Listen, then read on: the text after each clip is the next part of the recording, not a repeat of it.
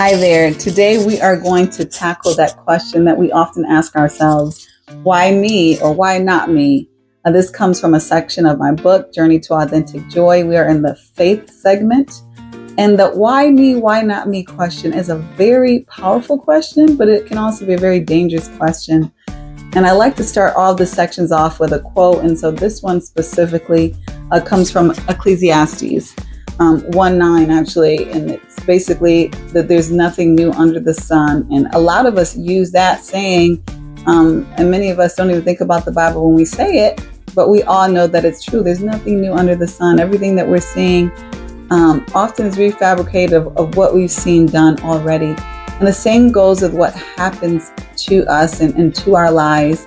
Oftentimes, we look at our experiences, which are different for each person because every person is different. But we feel like we're the only person experiencing what we're experiencing. No one else is going through what I'm going through.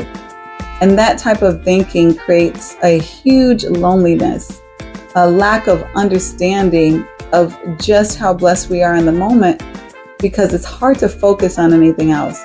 And we find ourselves stuck asking, why me? Why am I in this situation? Or why not me? Why did I not get that A, B, or C that I want, that I believe, that I deserve? And the bottom line is, we are no different from each other. Other people are experiencing losses, and other people equally are experiencing blessings. Some may look like ours, and some may look different from ours. But we are all under the same situations of being challenged, living in this world. God has called us, at least as Christians, to do something on this earth, and that's something to serve Him. He wants us to live a life that is pleasing, pleasing to His sight. And He tells us that. He tells us that in Hebrews. So a lot of the responsibility that we have isn't to ask the question of why not me? What's in it for me? But a lot of that responsibility is to say, how can I please God? I found myself in moments, even recently, to be quite transparent, thinking a situation is not fair. This is not fair that this is happening to me. And I don't believe it was fair. But where I went wrong was to focus on that, to give my energy to what is not fair versus giving my energy to what God can provide for me. And so that's what I challenge you to do when you do sit around and think that something isn't fair. Well, think about what are the opportunities that you have? What can you hold on to? What is a blessing in your life? I know even some things are as detrimental as losing loved ones. I know I've had my share of loved ones that I've lost, and I'm sure if you're listening to this, more than likely you have had your share. But when you talk to other people, you realize most people have had their share. Most people have lost people who they've loved far more quickly than they desired to. They still are mourning. It may be years over people who are near and dear to their hearts. And sometimes it's easier to say, why did this happen in my life? Versus saying, how can I look at the positive things? It's much harder to say, well, there's positive things in my life. There are future relationships or current relationships that God is blessing me with, even though this one has transitioned from where I am today. I can no longer maybe talk to that person or, pick up the phone, but I was blessed with that experience. And the same goes with any other aspect of your life, whether it's a relationship that is living or a job situation. You have a blessed opportunity. You have another chance, another opportunity for joy to be blessed as long as you see it as that.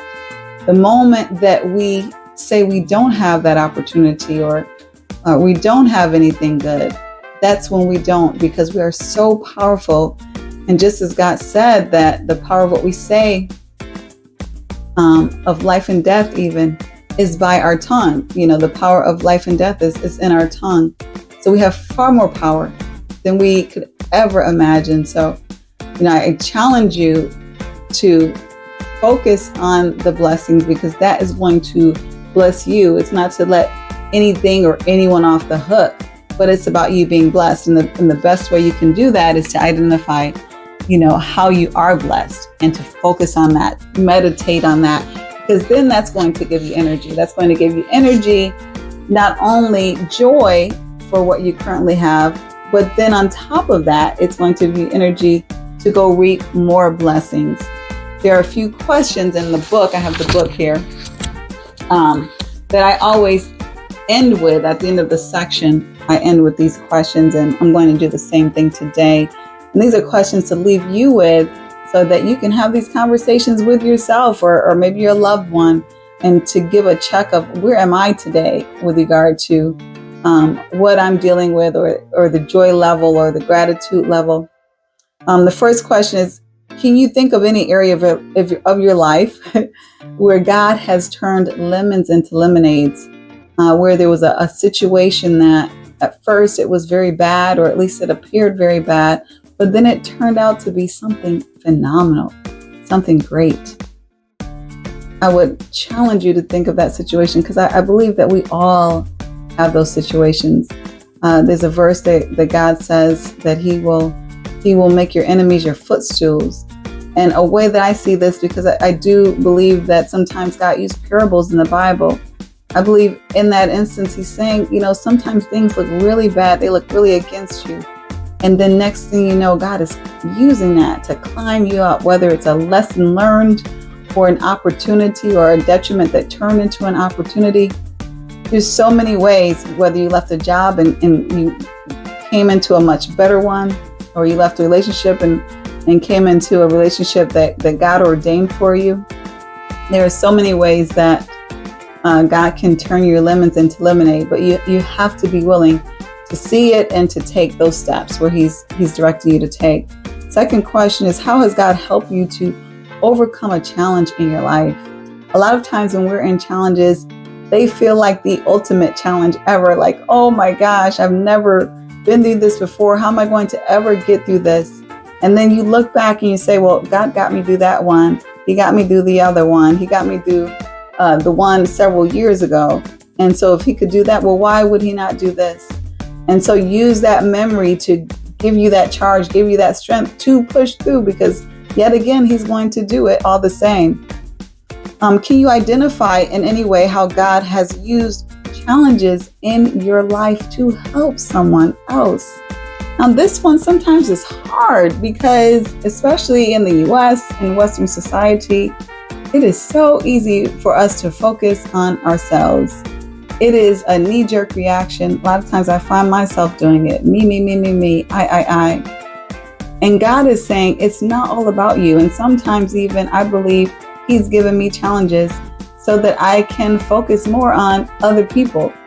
Slow down, stop focusing on yourself in auto mode and focus on how you can help others. And I'm sure there's a way you can look at your life and maybe see perhaps there was a challenge in your life where you took a different path. And if you had not taken up that path, you may not have met someone who you ended up helping. Look for ways where your challenges could be used as ways to help others. Even if it's merely by testimony. You're sharing with someone something you went through so that they can be encouraged that yes, they can get through it as well. So sometimes we're going through stuff and it has nothing to do with us, even though we are taking it very personal and it's all about our ego. Sometimes God is just preparing us to do something bigger. And like it or not, sometimes that bigger is for someone else. So that's something for us to keep in mind as well. And then the fourth question is, how can you today help someone else's life? So I challenge you. I challenge you to help someone else at least 2 times. And mark it on your calendar because if you're like me, if it doesn't get scheduled, it doesn't get done. So my first challenge is within the next 24 hours, help someone else in some way or some fashion that you normally wouldn't. This doesn't mean cooking for your children or your loved one, but help someone who you normally would not help in 24 hours. I challenge you to do that, whether it's today or tomorrow, but within 24 hours. And then repeat that within the next 30 days of helping someone else. And I dare you to help someone else and to not get any joy from it, because I do believe that it will tickle you and it will bring you joy. So I hope today you're having a great day, and I hope that you are not perplexed by either of those questions, why me or why not me. And if you believe that this resonates with you or could resonate with someone else, feel free to share it, and have a wonderful one.